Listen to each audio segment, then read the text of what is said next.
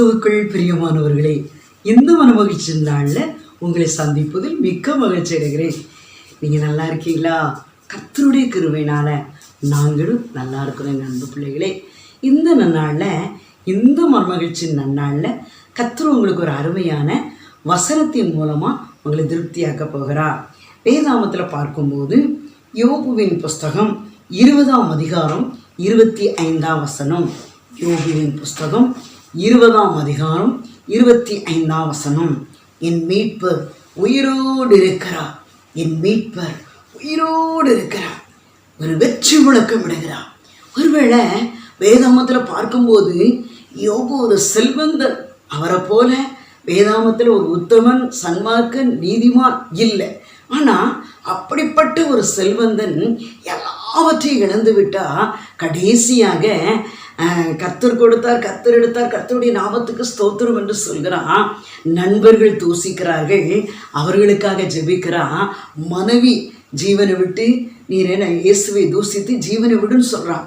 அந்த சூழ்நிலையிலையும் அவர் என்ன செய்யலை? ஆண்டவரை விட்டு பின்வாங்கலை. அவர் என்னை கொன்று போட்டாலும் அவரை விட்டு நான் பின்வாங்க மாட்டேன் என்று சொல்கிறான். என் மீட்பர் உயிரோடு இருக்கிறார் என்று சொல்லி ஒரு வெற்றி முழக்கம் விடுகிறார். என் அன்பு பிள்ளைகளே, இந்த நிகழ்ச்சியை பார்க்கிற என் அன்பு பிள்ளைகளே, ஒருவேளை யோபுவின் வாழ்க்கையில் எல்லாவற்றையும் இழந்த போதிலும் என் மீட்பர் உயிரோடு இருக்கிறார்னு சொல்லி ஒரு வெற்றி முழக்கம் விடுகிறான். ஒருவேளை உங்கள் வாழ்க்கையில் ஒரு வியாதின்னு ஒரு பலவீனம் வரலாம், ஒருவேளை கடனுன்னு ஒரு போராட்டங்கள் வரலாம், பிசாசின் போராட்டத்தினால, மனுஷீக கிரியையினால உங்கள் குடும்பத்தில் பலவிதமான பிரச்சனைகளோடு இருக்கலாம். அப்படிப்பட்ட சூழ்நிலைகள் வரும்போது ஏன் ஆண்டவரே எங்களை கைவிட்டுட்டீங்கன்னு சொல்கிறீங்களா? சற்று யோசித்து பாருங்கள். யோபு என்ன சொல்கிறாரு? என் மீட்பர் உயிரோடு இருக்கிறார் என்று சொல்லி ஒரு வெற்றி முழக்கம் விடுகிறான். அன்பு பிள்ளைகளை நல்லா யோசித்து பாருங்கள். அவர்களை எல்லாம் இருந்தால் தான் ஆண்டவரை துதிக்கணுமா? இல்லாத சூழ்நிலையும் ஆண்டவரை துதிங்க.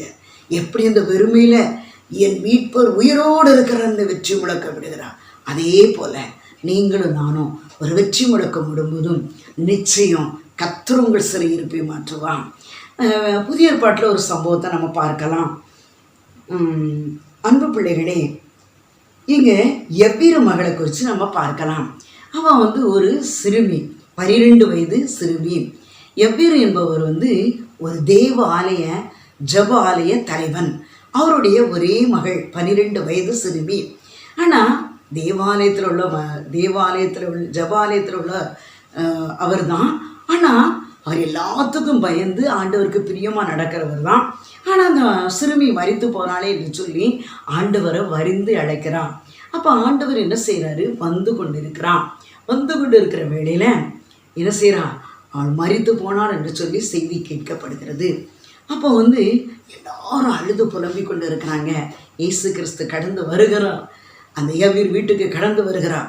அவர் என்ன செய்கிறாரு? சிறுமியை பார்த்து, மரித்து போன சிறுமியை பார்த்து என்ன சொல்கிறாரு? சிறுபெண்ணே எழுந்திரி என்று சொல்கிறார். அதற்கு தலித்தாகுமி அப்படின்னு சொல்லி அர்த்தமா. அதனால் சிறு பெண்ணே எழுந்திரி என்று சொல்லி அர்த்தமா. என் அன்பு பிள்ளைகளே, ஒருவேளை ஒரே ஒரு வார்த்தை தான் சொன்னா, அந்த வார்த்தையில் அந்த சிறுமி என்ன செஞ்சிட்டா? எழுந்திருந்தா. அன்பு பிள்ளைகளே, எவ்வளோ ஒரு அதிசயம்! மரித்து போன சிறுமியை ஆண்டவர் என்ன செஞ்சார்? உயிரோடு எழுப்பினான். அந்த இயேசு கிறிஸ்து இன்றைக்கும் உயிரோடு இருக்கிறான். மரித்தேன், ஆனாலும் இதோ சதா காலமும் உயிரோடு இருக்கிறேன் என்று சொல்கிறான். அந்த இயேசு கிறிஸ்து இன்றைக்கும் உயிரோடு இருக்கிறார். ஒருவேளை உங்கள் வீட்டில் அவர் உயிரோடு இருக்கிறார். எந்த காரியத்தில் இனி அவ்வளோதான், உயிரே பெற முடியலை, சாப்டர் க்ளோஸ் அப்படின்னு இருக்கீங்களா? ஆண்டவர் கடந்து வந்து உங்களை உயிர்ப்பிக்கிறார், உங்களை உயிரடைய செய்கிறார். பயப்படாதீர்கள். என் தேவனாகிய கர்த்தர் உங்களோடு கூட இருக்கிறார். ஜெபிப்போமா?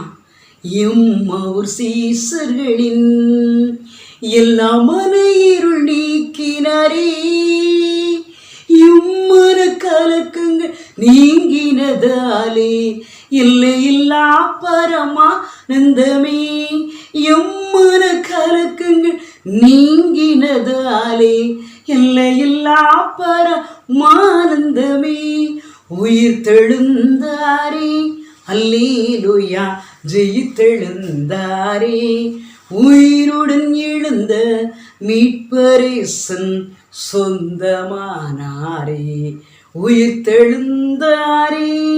பரிசுத்தமுள்ள தகப்பனே, உங்களுக்கு நன்றியப்பா. இந்த நிகழ்ச்சி பார்த்து கொண்டு இருக்கிறேன் அன்பு மகளே, மகனே, நீ யாராக இருந்தாலும் வியாதியோடு இருக்கிறியா, நடக்க முடியலே என்று சொல்லி கலங்கி கொண்டு இருக்கிறியா, ஐயோ என் முதுகு வலியால் தாங்க முடியலே என்று சொல்லி கலங்கி கொண்டு இருக்கிறியா, கர்ப்பப்பையில் பிரச்சனையோடு இருக்கிறியா மகளே, கேன்சரோடு போராடி கொண்டு இருக்கிறியா மகளே, சுகரோடு போராடி கொண்டு இருக்கிறியா மகளே, ப்ரெஷரோடு போராடி கொண்டு இருக்கிறியா மகளே, பிள்ளைகளால் நிம்மதியற்ற தன்மையோடு வாழ்ந்து கொண்டு இருக்கிறீங்களா, அவர்களே என் பிள்ளை தோல்வியில் தோண்டு கொண்டு இருக்கிறாளே, நான் என்ன செய்வேன்னு கலங்கி கொண்டு இருக்கிறியா, அவர்களை அடுத்த நிமிஷம் நான் என்ன செய்வேன் என்று சொல்லி கலங்கி கொண்டு இருக்கிறியா, என் அன்பு மகளே, என் அன்பு மகனே, என் மீட்பர் உயிரோடு இருக்கிறான். அந்த தெய்வம் உங்கள் இல்லத்துக்கு வந்து உங்களை உயிர் பெறச் செய்கிறா, உங்கள் குடும்பத்தை உயிர் பெறச் செய்கிறா. பயப்படாதீர்கள், நீங்கள் வெட்கப்பட்டு போவதில்லை. பெரிய காரியங்களை செய்யுங்க, உங்கள் நாமம் மட்டும் மகிமைப்படட்டும். இயேசுவின் நாமத்தில் ஜெபிக்கிறோம் ஜீவனுடன் நல்ல பிதாவே, ஆமென். ஹல்லேலூயா.